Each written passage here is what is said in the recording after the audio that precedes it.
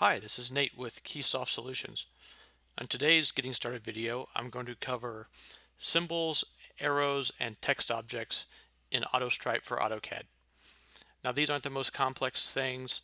A lot of our users already have block libraries where they've created several of these markings, but it's great to have them all available in one place and have them be quantifiable from a quantity takeoff or an inquiry command that I'll explain in a later video.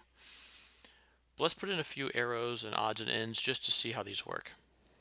So I've selected a basic arrow. I can use our tools to split a road and find that center line, which can be valuable rather than drafting a new construction line. So let's do a split road, and I'm just going to split it between these two AutoStripe objects.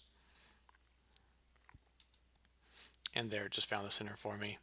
I can rotate that any direction I'd like, but I'll just kind of eyeball it down the road there. Great. Now,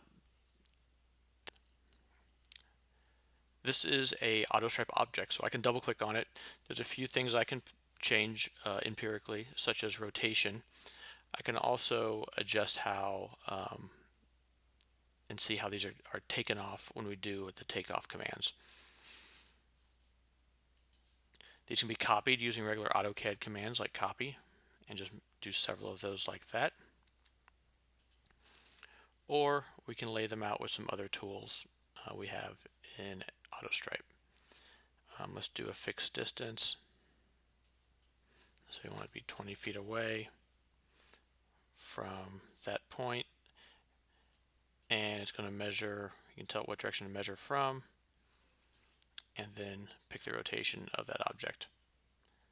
So just a few odds and ends to speed up the production process of your strapping designs.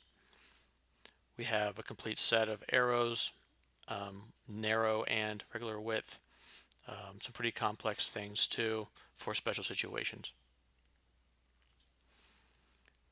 Under text, we have some objects as well. Let's go look at standard 8-foot text. This is going to pop up a dialog box, so let's just pick some standard options.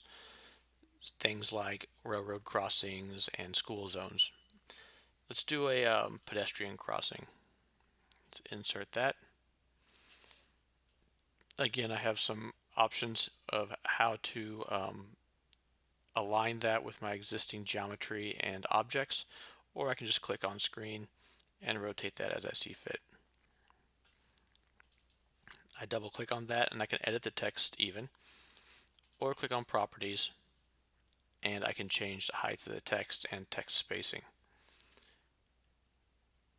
I can also go to the representations tab when I'm looking at a text object and change the way that it looks on screen. This is useful when you're doing plots of your designs at different scales. Maybe you can't see all the details because you're zoomed out too far. You can pick some different options here to simplify it down to just line work like that, or we can change it back to the real thickness like that.